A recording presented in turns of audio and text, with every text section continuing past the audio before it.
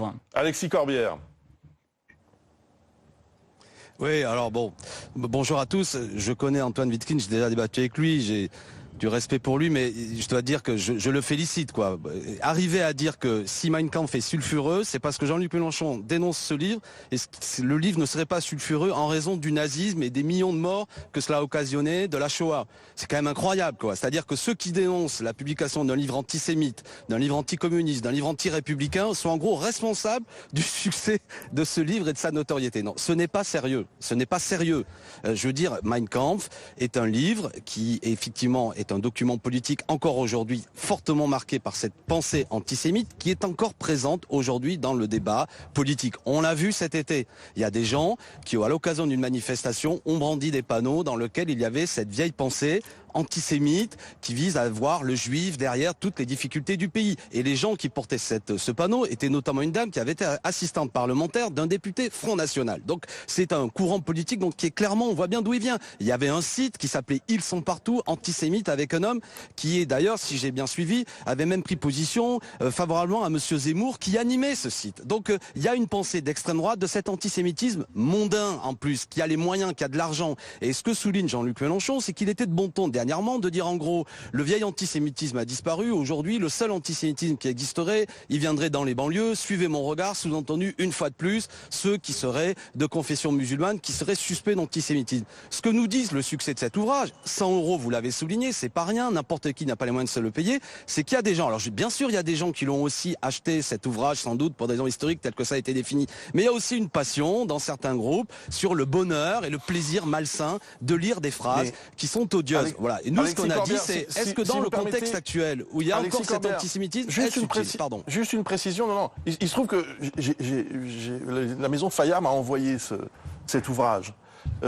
C'est très impressionnant d'ailleurs, cet ouvrage. Il ne s'appelle pas Mein Kampf, hein, comme on l'a dit, il s'appelle Historiciser le mal. Je sais. Je vais vous dire un truc, si vous l'achetez parce que vous avez des idées vaguement néo-nazis, vous allez être déçu parce que c'est quand même un déluge de dénonciations, de fake news, de contre-vérités historiques, etc. À chaque ligne, quasiment, on vous dit que ce livre est une horreur. Donc c'est pour ça que j'ai un petit peu de... Je comprends à la fois l'inquiétude éventuellement qui peut être la vôtre. Moi aussi... Allez-y. Bruce Toussaint, j'entends ce que vous dites.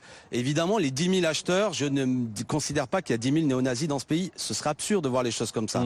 Mais ça participe quand même à la diffusion d'idées antisémites. Moi aussi, j'ai eu cet ouvrage entre les mains. Il va de soi que, de mon point de vue, il y a des gens, vous savez, ils passent pas leur temps à lire aussi l'appareil critique qui est avant. Le texte, ça a été dit, dans un papier de grande qualité, avec une traduction d'ailleurs de grande qualité qui rend les choses plus fluides. Mais quand vous lisez le texte, vous retrouvez toute une série de choses qu'on retrouve aujourd'hui. Le juif comploteur, derrière tout le monde, qui aime l'argent, qui manipule les gens, etc. Et vous avez aussi toute une série de propos racistes. C'est un ouvrage dans lequel il y a une forte dénonciation à l'époque des armées coloniales françaises. Il y avait des noirs dans l'armée française. Il y a nombre de pages qui sont racistes. C'est un livre violemment anticommuniste. C'est un livre violemment contre les idées des Lumières et la Révolution française. Tout ce courant intellectuel, je m'excuse, mais il existe vivement encore dans le pays. On évoquait Éric Zemmour et je suis surpris que Sébastien Chenu a dit qu'Éric Zemmour, il respectait ses idées, mais Éric Zemmour milite en disant que la Révolution française n'aurait jamais dû avoir lieu, que les idées des Lumières ne sont pas bonnes, que la proclamation d'égalité entre les citoyens est une sottise. Ce courant intellectuel, aussi porté par l'extrême droite, il existe. Et nous, ce que nous avions dit avec Jean-Luc Mélenchon, même si les chercheurs doivent continuer à faire leur travail, évidemment, ils doivent travailler sur Mein Kampf, mais était-ce utile dans ce contexte, en 2021, de faciliter pour ceux qui ont les moyens un nouvel ouvrage? Je crois que c'est une faute politique, voilà. Mais bon, après, c'est la vie. Qu'est-ce que vous voulez que je vous dise? On continuera, nous, à défendre nos idées. S'il vous plaît. Oui, mais ce que je voudrais dire à Alexis Corbière, que je connais, avec lequel on a également débattu et que je respecte, je sais qu'il a une pensée structurée sur ce sujet-là et une pensée sincère évidemment, c'est qu'on ne parle pas de gens qui lisent Mein Kampf, qui accèdent à Mein Kampf, on parle de gens qui ont acheté un livre critique, une édition commentée et un travail d'histoire absolument considérable. Mein Kampf existe.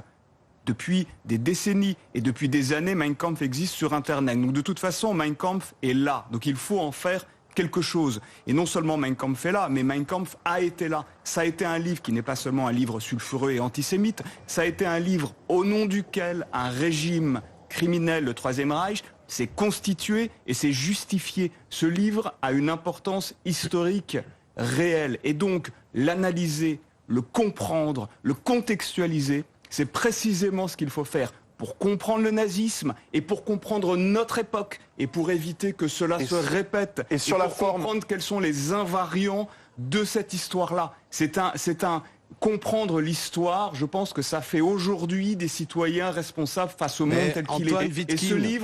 Et ce livre, encore une fois, ce livre d'historien qui est un livre extrêmement intéressant, il participe. Mein Kampf est là, qu'on le veuille ou non. Je préférais, comme vous, Alexis Corbière, que Mein Kampf n'ait jamais existé, que cette histoire n'ait pas eu lieu. Elle a eu lieu.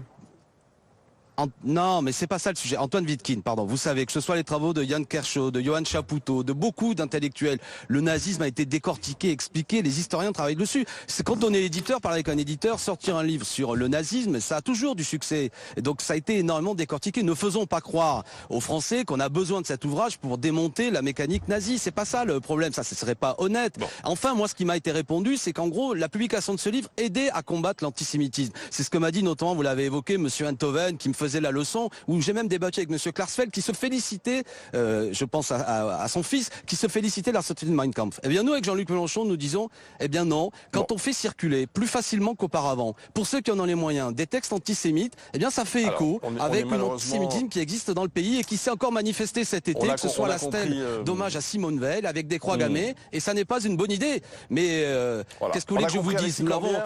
Vous savez, Jean-Luc Mélenchon n'a pas réagi cet été, ça fait des mois et des mois que nous l'avions dit, et il se produit ce que nous avions prévu, un succès.